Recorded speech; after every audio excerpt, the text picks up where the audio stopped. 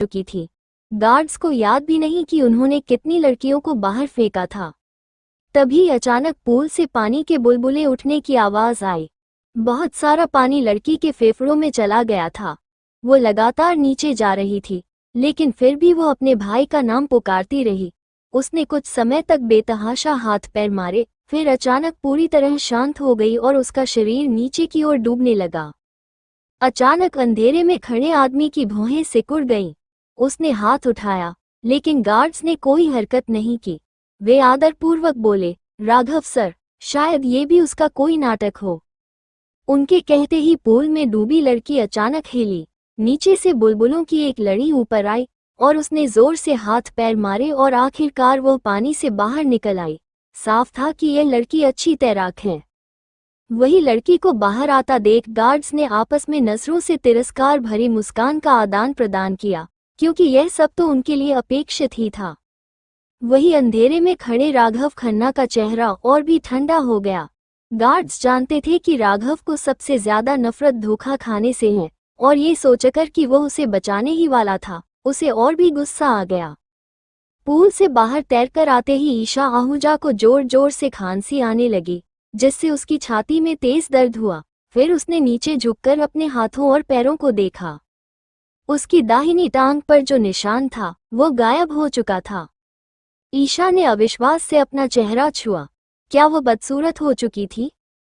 नहीं, क्या वो मर नहीं गई थी? वो अविश्वास से पूल को घूरने लगी।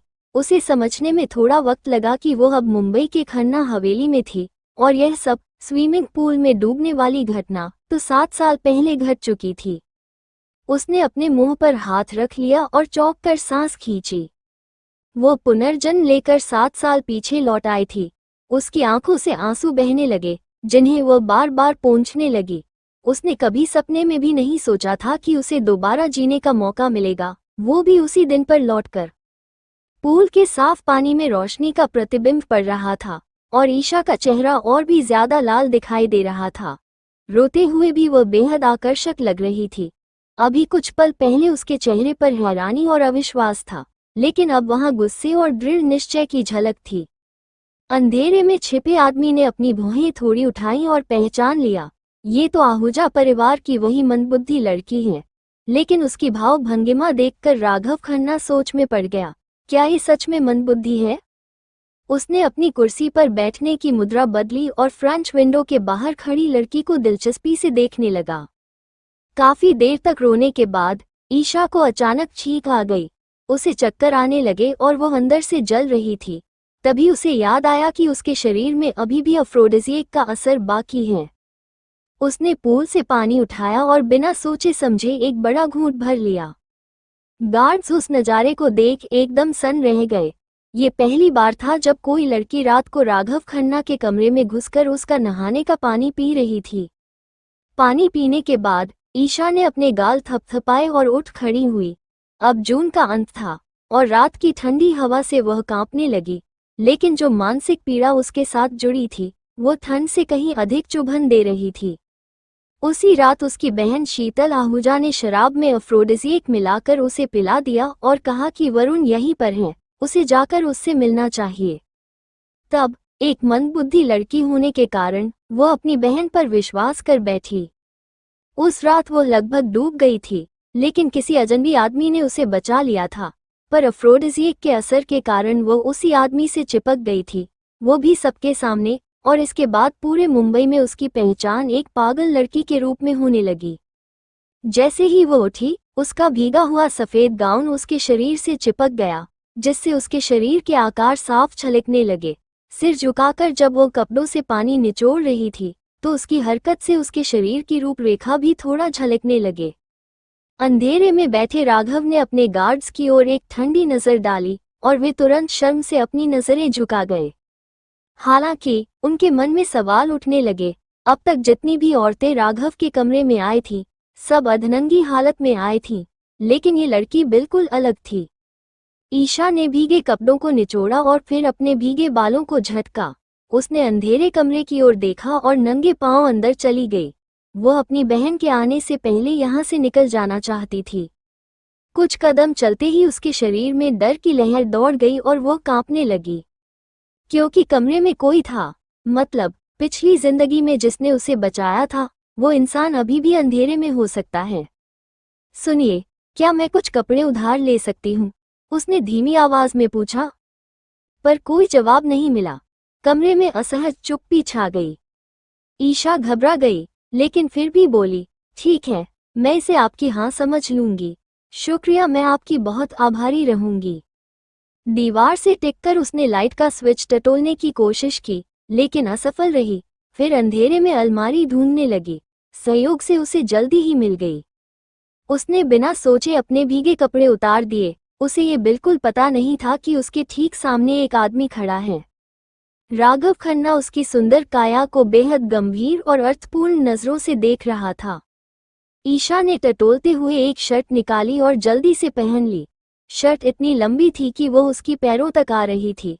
तभी उसके शरीर में फिर से गर्मी की लहर दौड़ गई और उसके पैर लड़खड़ाने लगे। वो आगे की ओर गिरी और उसका चेहरा सीधे उस आदमी की कमर के सामने जा टकराया। कमरे की हवा जैसे एक पल को थम गई। आखिर कौन है उसके सामने? ये ईशा के साथ हुआ क्या है? जानने के लिए बने रहिए हमारे साथ। CH2, तुम अगले साल मर जाओगे। उसी पल दरवाजे के बाहर किसी के कदमों की आवाज आई। साथ ही घबराए हुए स्वर में किसी की पुकार आई, ईशा, तुम कहाँ हो? क्या वो राघव खन्ना के कमरे की तरफ तो नहीं गई? कुछ ही देर में कई लोग दरवाजे तक आ पहुंचे। किसी ने धीरे से दरवाजा खटखटाया और कहा, मिस्टर राघव। वही अंदर घबराई हुई ईशा खड़ी होने की कोशिश करने लगी। जैसे ही उसने हाथ आगे बढ़ाया, उसने दो मजबूत पैरों को छुआ। उसका हाथ हल्का कांपा। फिर उसने वही जगह छूने की कोशिश की जहां उसका चेहरा अभी टकराया था। तभी कमरे में एक ठंडी आवाज गूंजी, क्या हुआ? राघव की रूखी आवाज को सुनते ही बाहर मौजूद लोग कांप उठे। तभी किसी ने बोला, आहूजा परिवार की सबसे छोटी लड़की गायब है। सोचा आपसे पूछ लें कि क्या वो आपके कमरे में आ गई है। इधर ईशा का शरीर और गर्म होने लगा। उसे उस आदमी की आवाज साफ नहीं सुनाई दे रही थी, लेकिन उसमें उसे कुछ बहुत आकर्षक सा महसूस हुआ। वो खड़ी होने की कोशिश करती है, मगर सीधे उसी आदमी की बाहों में गिर जाती है। उसके ठंडे शरीर को महसूस करते हुए ईशा कांपते स्वर में बोल उठती है, प्लीज मेरी मदद कीजिए। उसकी आवाज बिल्कुल किसी नन्ही बिल्ली के जैसी मासूम और मीठी थी, जिससे राघव खन्ना की रगों में एक तीव्र उत्तेजना दौड़ गई। उसने अपनी उंगली से धीरे से ईशा की ठुड्डी उठाई, जो चेहरा अभी कुछ पलों पहले बिल्कुल पीला पड़ा था, अब लाल हो चुका था और कुछ अजीब भी लग रहा था। क्या उसे नशा दे दिया गया है? अब सब कुछ समझ आ रहा था। मिस्टर राघव, बाहर एक महिला की आवाज आई, परेशानी के लिए माफ कीजिए, पर मेरी बहन। तुम्हारी बहन? राघव ने अंधेरे में ईशा के चेहरे को गौर से देखा और धीमी मगर मोहक आवाज में पूछा, कैसी दिखती है तुम्हारी बहन? बाहर खड़ी शीतल चुप हो गई, जैसे उसे समझ ही नहीं आया कि हमेशा महिलाओं से दूरी बनाकर रखने वाला राघव ऐसा सवाल क्यों पूछ रहा है। फिर उसने बिना ज्यादा सोचे झट से जवाब दिया, सफेद ड्रेस पहनी है, छोटा सा चेहरा, बड़ी बड़ी आंखें, लेकिन मेरी बहन मंदबुद्धि है। मंदबुद्धि? राघव ने थोड़ी जोर से ईशा की ठुड्डी उठाई। वो शराब और नशे से बेसुध लग रही थी। उसके गुलाबी होंठ आधे खुले थे और बेहद आकर्षक लग रहे थे। नशे की तीव्रता के कारण ईशा ने अचानक होंठ काट लिए, जिसके कारण एक ही पल में खून बहने लगा और उसके गुलाबी होंठ गहरे लाल हो गए। राघव ने बिना सोचे अपनी इंडेक्स फिंगर को उसके मुंह में डाल दी।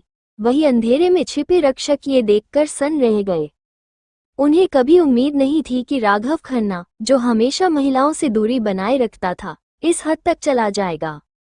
ईशा पसीने से तर थी। उसे धुंधला धुंधला सा एहसास हुआ कि उसने किसी की उंगली काट ली है। अंधेरे में कुछ भी साफ नहीं दिख रहा था, लेकिन उसे किसी की आवाज सुनाई दी, राघव। राघव, क्या वही राघव जो बहुत कम उम्र में चल बसे थे? क्या कहा तुमने? राघव ने अचानक उसका चेहरा पकड़कर झटके से ऊपर उठाया। तभी ईशा को एहसास हुआ कि उसने शायद सच में अपने पिछले जीवन की बात जोर से कह दी थी। राघव खन्ना, मुंबई का सबसे शक्तिशाली और रहस्यमयी नाम। 20 साल की उम्र में अपने फैमिली बिजनेस को संभाला और 5 सालों में मशीनरी, रियल एस्टेट से लेकर हर बड़े उद्योग पर कब्जा जमा लिया। आज मुंबई का कोई भी व्यापार ऐसा नहीं जिसमें खन्ना कॉरपोरेशन की हिस्सेदारी न हो। कहा जाता है राघव एक निर्दयी और ठंडे दिल का इंसान था, लेकिन जब उसकी मौत हुई थी तो पूरा शहर सन्न रह गया था। यहाँ तक कि ईशा की सौतेली बहन शीतल तक ने अपने कमरे में बैठकर आंसू बहाए थे। मिस्टर राघव, शीतल ने फिर दरवाजे के बाहर से धीमे स्वर में कहा। दफा हो जाओ। राघव की दहाड़ से पूरा माहौल थम गया। राघव की गूंजती आवाज सुनकर बाहर खड़े लोग कांप उठे और शीतल का चेहरा भी सफेद पड़ गया। अब सबको समझ आ गया था, राघव सचमुच मूडी और अप्रत्याशित था। वही सबको रास्ता दिखा रहे बटलर ने तुरंत माफी मांगी। माफ कीजिएगा सर, हमने आपको परेशान किया, हम अभी जाते हैं। इतना कहकर वो बाकी लोगों के साथ तेजी से वहां से चला गया।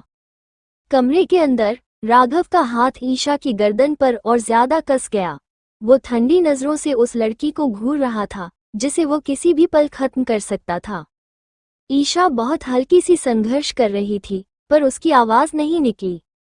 उसकी बहन बाहर खड़ी थी, लेकिन ईशा ने उससे मदद नहीं मांगी, बल्कि इस अजनबी की बांह थामकर उससे मदद की गुहार लगाई। अचानक राघव ने अपना हाथ पीछे खींचा और ईशा को जमीन पर धक्का दे दिया। कम उम्र में मर जाऊंगा, वो व्यंग्य से हंसा। अब ये नया तरीका है क्या मेरा ध्यान खींचने का? उसके लहजे में तिरस्कार और घमंड झलक रहा था। वो बिजनेस वर्ल्ड का एक ऐसा नाम था जिससे हर कोई डरता था। उसका बर्ताव और आवाज दोनों ही बर्फ की तरह ठंडी थी, लेकिन ईशा, जो जमीन पर पड़ी थी, डरने के बजाय सांस लेते हुए धीमी आवाज में बोली, तुम अगले साल 17 नवंबर की सुबह मर जाओगे। ये सुनते ही अंधेरे में छिपे अंगरक्षक सामने आ गए, जैसे अब इस पागल लड़की को बाहर फेंक देना हो। लेकिन राघव ने इशारे से उन्हें रोक दिया। वो जमीन पर बैठ गया। उसके चेहरे पर एक ठंडी मुस्कान थी। अच्छा, अगर तुम्हें इतना कुछ पता है तो तुम्हें ये भी पता होगा कि मैं कैसे मरूंगा? उसने अपनी गहरी और रहस्यमयी आवाज में पूछा, जैसे उसे खेल में मजा आने लगा हो। पिछले जन्म में एक कठिन जीवन जीने वाली, कभी मंदबुद्धि मानी जाने वाली ईशा आहूजा पुनर्जन्म के बाद सब कुछ समझ चुकी थी। इसके अलावा उसका भाई उसे कभी मंदबुद्धि नहीं मानता था। उसने ईशा को बाहरी दुनिया की हर बात बताई थी, बड़ी हो या छोटी। इस वक्त मानो उसका पूरा शरीर आग की भट्ठी में जल रहा था। वो लगभग बेहोश होने को थी, लेकिन फिर भी किसी तरह अपनी सूखी आवाज में बोली, गलत आयुर्वेदिक दवा। राघव खन्ना के चेहरे पर हैरानी की एक झलक आई और कमरे में मौजूद सभी अंगरक्षक भय से ईशा को घूरने लगे। केवल राघव के विश्वसनीय अंगरक्षक ही उसकी पैरों की परेशानी के बारे में जानते थे। यहाँ तक कि राघव के पिता को भी इसकी जानकारी नहीं थी। आयुर्वेदिक डॉक्टर अभी तो केवल दवाइयों का नुस्खा तैयार कर रहा था और राघव ने तो वो दवा लेना शुरू भी नहीं किया था। लेकिन आहूजा परिवार की ये मंदबुद्धि लड़की कह रही थी कि अगले साल राघव की मौत उस चीनी दवा से होगी। सभी अंगरक्षक स्तब्ध और भयभीत थे। एक तरफ हैरानी इस बात की थी कि एक मंदबुद्धि को राघव के इतने गहरे राज कैसे पता चले, और दूसरी तरफ डर इस बात का था कि वो मजाक नहीं कर रही थी। क्या सच में राघव की मौत जल्द होने वाली है?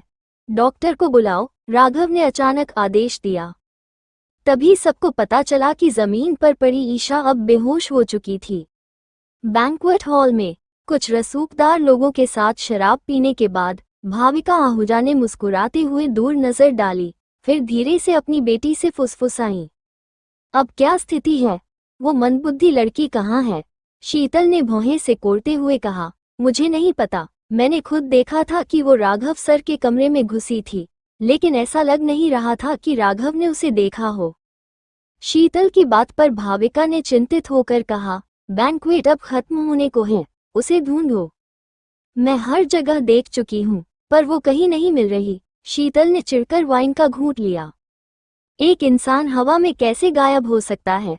वो भले मंदबुद्धि हो, लेकिन हमारे लिए अभी भी काम की है। वो अभी मर नहीं सकती। जल्दी जाओ और उसे ढूंढो। ठीक है माँ। उसी समय शीतल ने देखा कि एक डॉक्टर को जल्दी से दूसरी मंजिल की ओर ले जाया जा रहा है। वो उस दिशा में कुछ क्षणों तक देखती रही, फिर सिर हिलाते हुए बुदबुदाई, ये तो नामुमकिन है राघव किसी मंदबुद्धि के लिए डॉक्टर बुलाए। उधर ईशा उस समय एक सपना देख रही थी।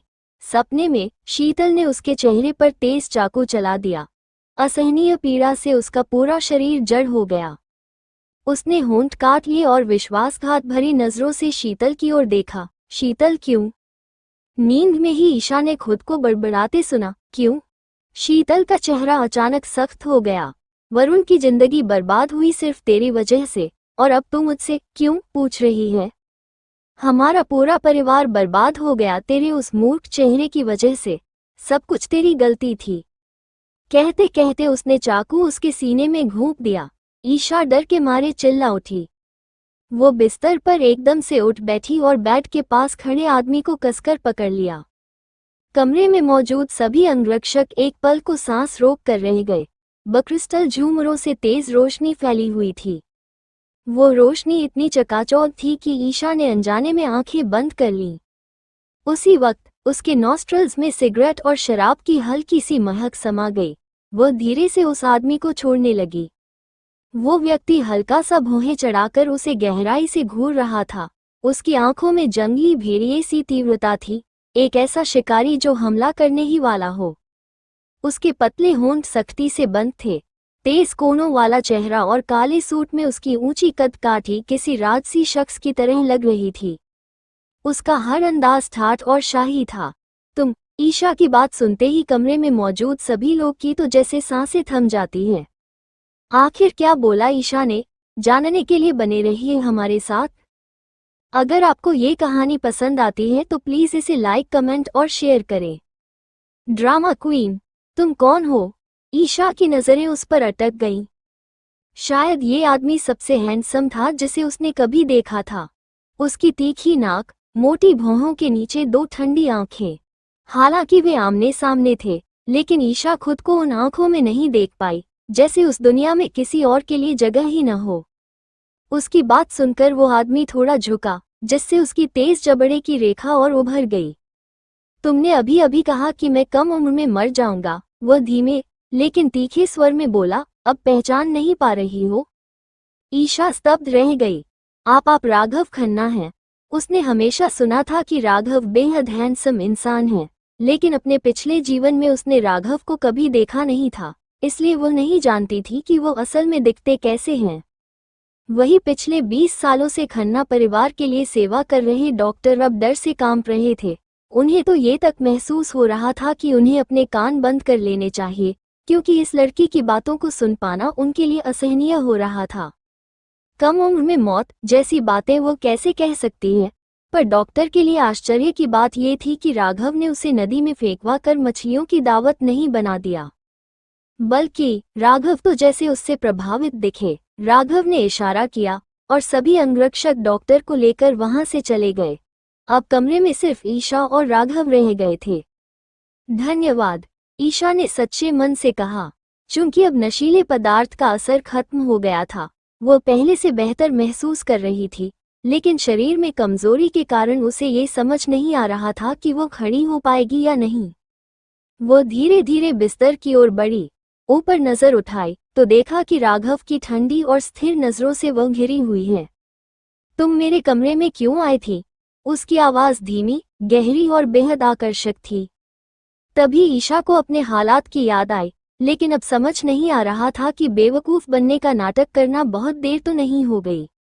राघव की गंभीर नजरों से घबराकर उसने धीरे से निगलते हुए कहा, मुझे फंसाया गया था। मेरी बहन ने मुझे नशीली दवा दी और कहा कि मेरा भाई यहाँ है, इसीलिए मैं लड़खड़ाते हुए आपके कमरे में पहुंच गई। राघव ने उसकी बातों पर भौहें चढ़ा लीं। ईशा ने आगे कहा, मुझे लगता है वो लोग पैसे चाहते थे। एक मंदबुद्धि लड़की का आपके कमरे में आना आपकी प्रतिष्ठा को ठेस पहुंचा सकता था, इसलिए उन्होंने सोचा होगा कि आप हमारी फैमिली को मुंह बंद रखने के लिए मोटी रकम देंगे, और अगर हमारे बीच कुछ हो जाता तो। राघव अचानक उसकी ओर झुके। उनकी नाक की नोक अब ईशा की नाक के बेहद करीब थी।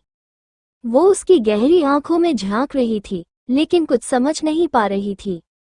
अपने सीने की ओर इशारा करते हुए ईशा ने घबराकर कहा, मैं थोड़ी मंदबुद्धि हूँ। मुझे पता है। राघव ने उसे एक नज़र देखा और बोले, अच्छा है। क्या राघव खन्ना सचमुच इतने अलग थे जितना दुनिया सोचती थी? कपड़े पहनो, मैं तुम्हें छोड़ देता हूँ। राघव ने बिस्तर पर रखी एक नई सफेद ड्रेस की ओर इशारा करते हुए कहा। ईशा ने असहज होकर थोड़ा पीछे हटते हुए कहा, मैं खुद वापस जा सकती हूँ। राघव फिर से उसकी ओर झुके, दोनों हाथ उसके सिर के ऊपर दीवार पर टिके हुए थे। ईशा की हिम्मत नहीं हुई कि वो उनकी ओर देख सके। अचानक राघव की भारी और गूंजती आवाज आई, तुम पूरे 1 घंटे मेरे कमरे में रही, ऐसे तुम्हें अकेले भेजना मेरे लिए शिष्टाचार नहीं होगा। ये तो ईशा की कल्पना से परे था। उधर बैंक्वेट हॉल में अधिकतर मेहमान जा चुके थे। रात के 10:30 बज चुके थे। भाविका आहूजा बाहर से तो बहुत शालीन और शांत लग रही थी, लेकिन अंदर से बेहद बेचैन थी। अब तक नहीं मिली? उसने परेशान आवाज में पूछा। वही शीतल भी परेशान थी। नहीं, खन्ना फैमिली के लोग भी ढूंढने में मदद कर रहे थे, लेकिन उन्हें भी कोई सुराग नहीं मिला। धत, ये लड़की गई तो गई कहाँ? भाविका गुस्से से लगभग अपना आपा खो बैठी। मम्मा, शीतल ने अचानक अपनी मां का हाथ कसकर पकड़ लिया। भाविका ने चिढ़ते हुए उसकी ओर देखा। क्या हुआ अब? शीतल एक दिशा में लगातार देख रही थी और अपनी मां की आस्तीन को जोर से खींच रही थी। मम्मा, मम्मा। भाविका ने झुंझलाकर अपना हाथ छुड़ाया। सीधे बात बोलो, मैं तुम्हें पहले भी समझा चुकी हूँ, चाहे कुछ भी हो जाए, अपना संयम मत खो। लेकिन इससे पहले कि भाविका अपनी बात पूरी कर पाती, उनकी नजर भी उसी दिशा में गई जहां ईशा और उसके साथ खड़ा व्यक्ति नजर आए। राघव सर, भाविका अवाक होकर बोल उठी। सीढ़ियों पर खड़ी ईशा आहूजा ने एक सफेद पोशाक पहन रखी थी। उसके नाजुक चेहरे पर 2 बड़ी बड़ी लेकिन वीरान सी आंखें थीं। होठों को थोड़े से नखरे से फुलाए हुए वह बेहद मासूम लग रही थी। उसके बगल में खड़ा राघव खन्ना काले सूट में था। उसकी कदकाठी लंबी और चेहरा बेहद आकर्षक था। घनी भौहें, सीधी नाक और उभरी हुई जबड़े की रेखाएं, लेकिन उसका चेहरा कुछ ऐसा था जिससे एक किस्म की दूरी और गंभीरता झलकती थी। जब उसकी ठंडी आंखें हॉल में घूमी तो बहुत से मेहमानों की हिम्मत नहीं हुई कि वे उसकी आंखों में देख सके। वही राघव खन्ना, जो आज की दावत में नहीं आने वाले थे, अब एक पागल लड़की के साथ खड़े थे। भाविका आहूजा तुरंत अपनी बेटी शीतल के साथ आगे बढ़ी। माफ कीजिएगा राघव सर, मेरी बेटी की तरफ से मैं माफी मांगती हूँ। हालांकि भाविका के चेहरे पर अफसोस जैसा भाव था, लेकिन उसकी आंखों में छिपी खुशी को दबाया नहीं जा सका। शायद अपनी सबसे छोटी बेटी को राघव के साथ देखकर ही उसकी मंशा पूरी हो रही थी। शीतल ने भी धीरे से कहा, ईशा, इधर आओ। लेकिन शीतल के मन में हैरानी थी। एक मंदबुद्धि लड़की राघव खन्ना के साथ। उन्होंने तो आज से पहले हर उस महिला को जो उनके कमरे में घुसी थी, दया न दिखाते हुए बाहर निकलवा दिया था। और सिर्फ बाहर नहीं निकलवाया, उनकी जिंदगी नर्क बन दी थी। फिर आज ईशा के साथ इतना नरमी से पेश क्यों? वही जैसे ही ईशा की नज़र शीतल पर पड़ी, उसके दिमाग में वो चाकू घूम गया जिससे शीतल ने कभी उसका चेहरा खराब किया था। नफरत की आग अचानक उसके भीतर सुलग उठी, लेकिन उसने खुद को संयत रखा और राघव की आस्तीन पकड़ ली, जैसे डर से सहमी हो। वही शीतल के चेहरे पर असहजता साफ थी। ईशा, उसने अजीब सी मुस्कान के साथ कहा। पर उसे इन बात समझ नहीं आ रही थी कि ये ईशा को क्या हो गया था। नशे का असर तो जैसे खत्म हो चुका था।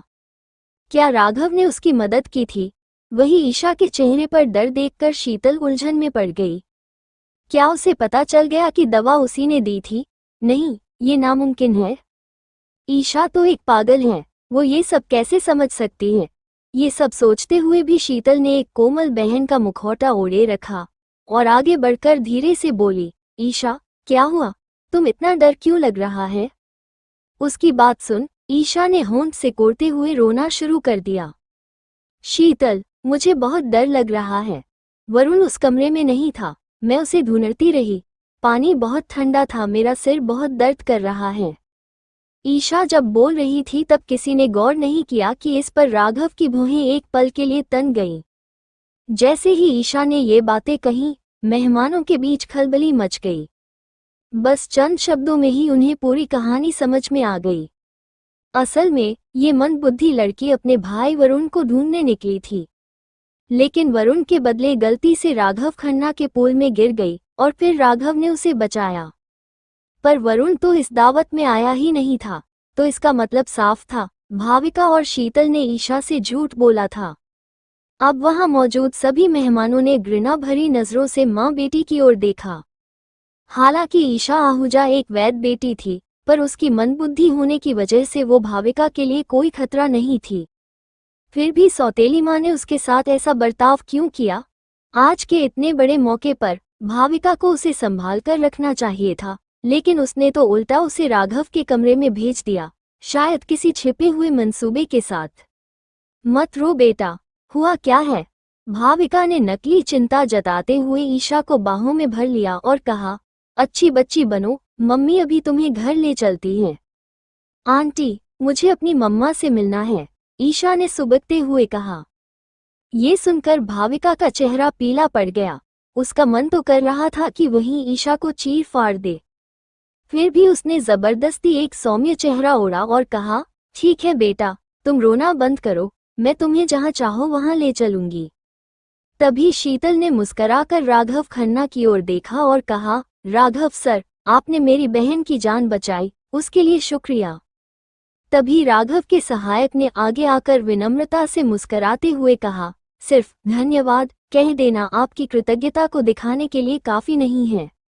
राघव सर का मतलब है? शीतल ने थोड़ा सकुचाते हुए पूछा। वो सोच रही थी अगर राघव उससे कहेंगे कि कैसे धन्यवाद देना है, तो शायद वो उन्हें डिनर का ऑफर दे सकती है और बात आगे बढ़ सकती है। लेकिन जहां जाता है ना, हम जो चाहे वो हो जाए, ये मुमकिन थोड़ी है। जिसके बाद राघव का एक असिस्टेंट सामने आया और बोलना शूट किया, पूल का पानी मिस ईशा की वजह से दूषित हो गया है। राघव सर इस बात से बेहद नाराज हैं और अब वो पूरा पूल तुड़वाकर नया बनवाने वाले हैं। फिर सहायक ने टैबलेट पर देखते हुए कहा, मिसेस आहूजा, कृपया नया कंस्ट्रक्शन वर्क शुरू करने के लिए राशि जल्दी से तैयार करवा दीजिए। शीतल सन रह गई और उसे होश में आने में थोड़ा वक्त लगा। वहीं दूसरी तरफ मंदबुद्धि का नाटक कर रही ईशा अपनी रोने की एक्टिंग के बीच ही हंसते हंसते बची। शुक्र था कि कोई उस पर ध्यान नहीं दे रहा था। भाविका एक चतुर महिला थी, उसने तुरंत खुद को संभाला और जबरदस्ती मुस्कुराते हुए कहा, कोई बात नहीं। हालांकि उसकी आंखें बता रही थी कि वह अब फूट फूट कर रो देगी। तब आखिरकार राघव खन्ना ने खुद मुंह खोला, लेकिन उनके शब्द केवल ईशा के लिए थे, इधर आओ, मैं तुम्हें छोड़ने चलूंगा।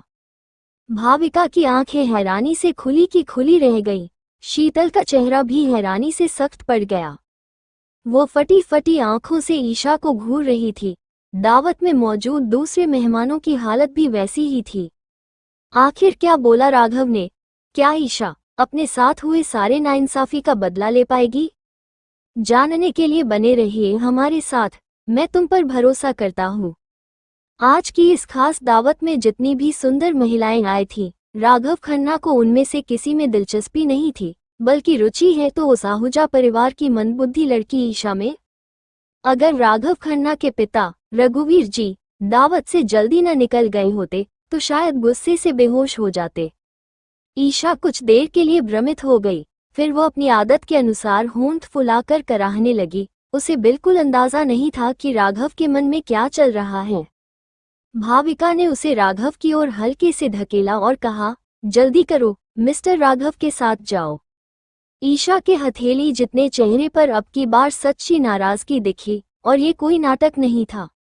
राघव ने उसकी ओर एक नजर डाली, फिर आगे बढ़कर उसका हाथ पकड़ लिया और दरवाजे की ओर ले गए।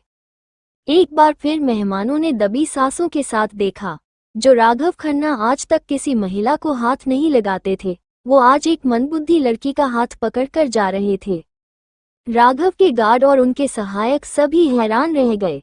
वे भागते हुए कार तैयार करने गए और जल्दी से दरवाजा खोल दिया।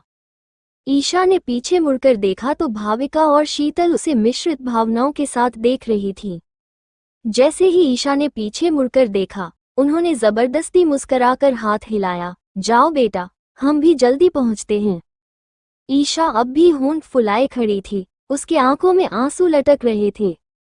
वो गाड़ी के दरवाजे के सामने खड़ी थी, लेकिन अंदर बैठने को तैयार नहीं थी। चाहे वो मंदबुद्धि ही सही, पर इतना तो जानती थी कि अपने परिवार से दूर किसी अजनबी की गाड़ी में नहीं बैठना चाहिए, चाहे उसने उसकी जान ही क्यों न बचाई हो। उसे जान बचाने जैसी बातें समझ नहीं आती थी, पर तभी सहायक ने केक और पेस्ट्री से भरी एक प्लेट गाड़ी में रख दी, जिसे देख ईशा की आंखें चमक उठी और वो तुरंत गाड़ी में चढ़ गई। थोड़ी दूर खड़े बाकी मेहमानों ने ये सब देखा और धीमे स्वर में बोले, ये सच में मंदबुद्धि ही है। भीड़ में तमाशा देख रही शीतल के मुंह से दांत पीसने की आवाज आने लगी। वो मंदबुद्धि पागल लड़की राघव सर की गाड़ी में कैसे बैठ गई?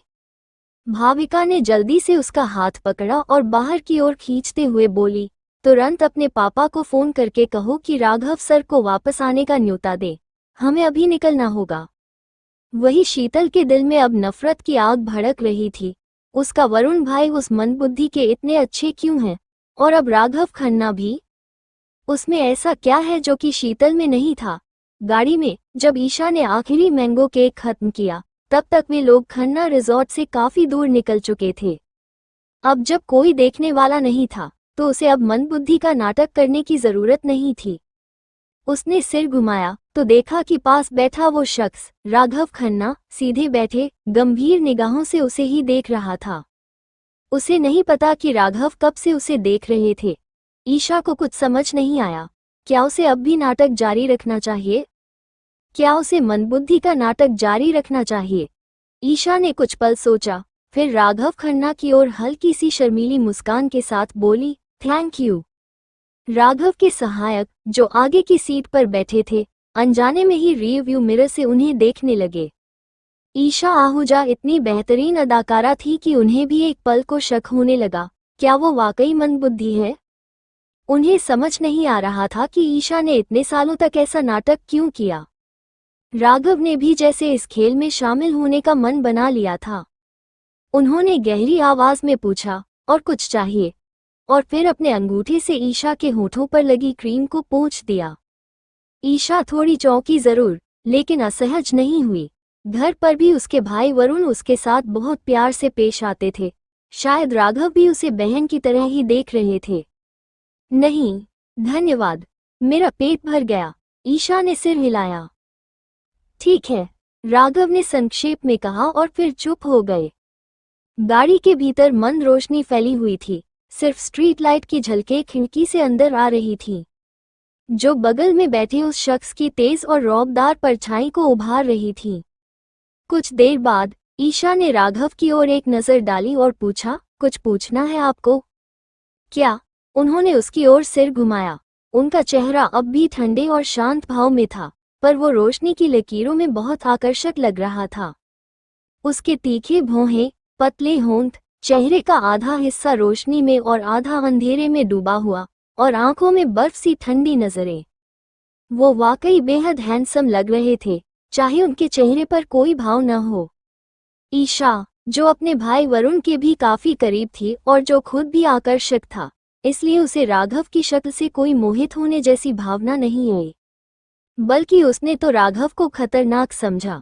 वो खिड़की से सिर टिकाते हुए धीरे से बोली, जैसे, आप ये क्यों नहीं पूछना चाहते कि मुझे कैसे पता कि आप अगले साल मरने वाले हैं? तो फिर क्यों? राघव ने पूछा, पर ईशा के पास कोई जवाब नहीं था। राघव खन्ना ने उस पर यकीन नहीं किया, और यह स्वाभाविक भी था। कोई उस पर विश्वास करता भी क्यों? वो खुद भी कभी उस पर विश्वास नहीं कर पाई थी। कौन मानेगा कि वो एक बार मर चुकी है, वो भी अपनी ही बहन शीतल के हाथों? अचानक उसके चेहरे से सारा रंग उड़ गया। उसे याद आ गया कि राघव एक दिन मारे जाएंगे। उसने अनजाने में ही एक धीमी आह भरी। अपने पिछले जन्म की राघव से जुड़ी यादों को समेटते हुए वो संकोच के साथ बोली, आयुर्वेदिक दवाइयां मत लेना, या फिर कोई और पहले चख के देख ले।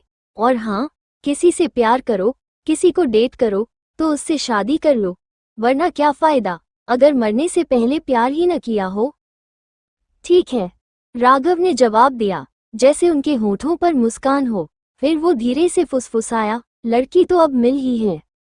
ईशा ने खिड़की के बाहर देखा और उसका मन भटकने लगा। मुझे पता है आप यकीन नहीं करते, लेकिन मैं विश्वास करता हूँ, राघव ने शांत स्वर में कहा। ईशा एकदम सन्न रह गई। उसके शब्दों ने जैसे उसे सपनों से हकीकत में खींच लाया। उसने सिर घुमाकर पूछा, आपने क्या कहा? राघव बिल्कुल वैसे नहीं थे जैसे वरुण ने उन्हें बताया था, बदनाम, क्रूर और सबके नापसंद। लेकिन इस शख्स ने उसके होठों से क्रीम पोंछी थी और एक मंदबुद्धि लड़की से कह दिया था। मैं विश्वास करता हूँ। जल्द ही गाड़ी आहूजा हाउस पहुंच गई। ईशा उतरने से पहले फिर से बोली, मुझे झूठा साबित नहीं करने के लिए और मेरी जान बचाने के लिए धन्यवाद। शुभ रात्रि। वही आहूजा परिवार दरवाजे पर खड़ा इंतजार कर रहा था। जैसे ही ईशा कार से उतरी, उसने देखा कि उसके पापा मुकेश सामने खड़े थे। उसकी आंखों से आंसू झरने लगे और वो दौड़कर मुकेश के गले लग गई। पापा पापा, वो फूट फूट कर रोने लगी। बाकी सब हैरान थे। किसी ने धीमे से कहा, क्या हुआ मिस ईशा को? कहीं राघव सर ने? पर असल में ईशा इसलिए रो रही थी क्योंकि उसे अपने पिछले जन्म की वो रात याद आ गई थी जब उसके पिता मुकेश की हत्या हो गई थी और वो आखिरी बार उन्हें देख भी नहीं पाई थी। कार के अंदर राघव खन्ना उस लड़की को देख रहे थे जो जोर जोर से रो रही थी और उन्हें याद आया वो पल जब वो पूल के किनारे चुपचाप रो रही थी। उसकी वो छवि उन्हें अपने बचपन की एक छोटी लड़की की याद दिला गई और उस क्षण उनका पत्थर जैसा दिल भी थोड़ा नर्म पड़ गया। आखिर किसकी याद आई? राघव खन्ना को। जानने के लिए बने रहिए हमारे साथ।